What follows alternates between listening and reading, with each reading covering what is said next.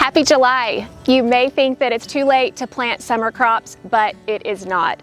Whether life got in the way and you just got too busy, so you procrastinated and didn't get your crops in the ground, or maybe you have already harvested many of your spring crops and you're left with open garden space and you're not sure what you can get in before the winter comes. Well, I'm here to tell you that there are lots of options for summer crops, even that you can plant in July. One more thing, most of these all of us can plant. We still have time, but there are some special climate considerations, especially if you live in a cooler climate. We're going to talk about that briefly at the end. My go-to favorite for midsummer planting is bush beans. Most of the varieties that you grow will harvest in just a couple of months, and so you have plenty of time most of the time to get a quick crop of these in the ground. Not only that, unlike pole beans, they will produce all of their beans at once. This makes them a prime candidate for not only fresh eating, but also preserving, like canning and freezing. And if you have a container like a GreenStalk planter that you maybe already harvested your cool season crops or they bolted, putting bush beans in a planter this time of year is a great idea. These are jade bush beans. They're my new favorite, and they produced a great crop for me when I planted them in July last year. Whether you never got around to planting squash and zucchini, or they're starting to look a little worse for wear because of squash bugs, or maybe they got killed by squash vine borers, you can plant a second or even third planting during the course of the season. Many squash and zucchini varieties, the summer varieties, will harvest in a couple of months, so you have plenty of time to get a great harvest. They'll grow quickly and they'll be ready to harvest by the time fall begins. No matter where you live, cucumbers are a great option for a later planting. They sprout quickly, they grow well in the heat, and the best part is a lot of times you can start harvesting and maybe making pickles right before the end of the season. They're a fast-growing crop and they're a great way to use a trellis that you have that's empty, or you can also plant a bush-type cucumber for grow bags and other ways. Cucumbers are a great option to plant in July. Many gardeners will be glad to hear that in July you could still plant tomatoes. Just be very careful when you're transplanting them because it gets really hot and sometimes they can wilt in the heat. Transplant them in the evening if possible. One option is cherry tomatoes like the Sun Gold. You can get lots of harvest before the end of your season begins. And so this is a great way to get a bumper crop of tomatoes that you didn't expect. And if you're like me and your tomatoes have already had issues with disease at the beginning of the year, having a second crop is a great option for you. Another great option for a mid-season planting is a patch of corn. The corn seed will germinate quickly in the warm soil. Just make sure and keep the whole patch watered, especially during dry periods. If you have a larger space in your garden, corn is better suited for that. If you grow all in a raised bed like I am here, you are risking not having adequate pollination, which means the corn ears are not going to fill out as well. But this is more of a test in my garden. Like I said, if you have more space that you have nothing to do with, plant a big old patch of corn and be ready to harvest a great harvest right before the winter. Another great option for planting in July is okra.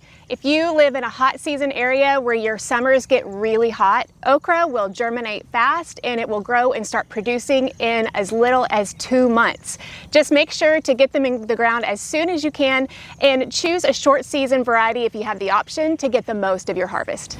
If you haven't already, you can still plant peppers. Peppers love the heat, and if you can find a transplant at your garden center, you can still get a great harvest. Bell peppers would still work great for many parts of the country, but you can also do some other type of peppers like cayenne or jalapenos. It's a little bit too late probably to start them from seed in most areas, so grab those transplants and get a great pepper harvest this year. If you live in the South or you live in a warm season area, consider an extra planting of black-eyed peas or purple hull peas. These cowpeas love the heat, they'll grow fast, and you'll be able to get a harvest of either fresh eating or for freezing or canning right before the winter. If you live in the southern part of the country where you don't start getting frosts and freezes till about November or so, you could probably get in a sweet potato planting. Sweet potatoes love the heat and they're going to grow really fast when you plant them. And if you have an extra trellis space that maybe you harvested something from the spring that you don't know what to do with, sweet potatoes will climb it well and it'll be a great crop that will withstand the heat of the summer. Again, if you live in a southern climate, you may want to consider a fall crop of potatoes. This is one of those things that I'm trying really for the first time this year, so I can't quite tell you 100% sure that it's going to work. But from my conversations with Jim from Wood Prairie Family Farms, he knows of people in different parts of the South who save some of their harvest from the spring, maybe the egg-sized potatoes in their harvest, and they put those in the refrigerator for a month or two to simulate dormancy like a winter, and then they bring them back out and then green sprout them and then plant them for a fall harvest. This is something I'm going to try to do this year because I really want to get my potatoes more in the winter time, and I found that sometimes I can't get them to store that long with my spring crop. And so this is something you might want to consider as well, especially if you know you have a little bit of extra time before those hard freezes set in. Here's a bonus crop for you, basil. Basil seeds sprout very well in the warm soil and they'll grow very fast. Your biggest challenge is going to be trying to pick them before they start developing these little flower stalks, because they'll start doing that really fast in the summer. But if you want some extra basil, either to eat fresh or also to preserve, I love basil pesto, then plant yourself another planting of basil and you'll be glad you did. All of the crops that I've mentioned today are summer crops, which means that they will need to be harvested before your first frost occurs in the fall. The main thing that you need to do then is to find out when that average first frost date is. You can look that up on Google, and then count the number of days you have between now and that average first fall frost.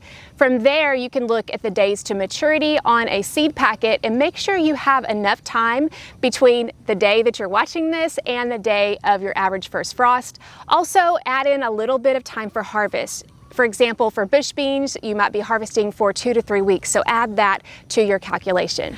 One benefit to planting these summer crops now is that with warm soil, when you're planting the seeds in the soil, they're going to germinate quickly, way faster than they did in your spring plantings. But you also have to keep in mind that with day length reducing, you're also going to find that these crops are going to grow a little bit slower, and the closer we get to that fall time, actually significantly slower. So you might want to add a couple of weeks of buffer time into that equation just to make sure that you have enough time to compensate for that lack of daylight.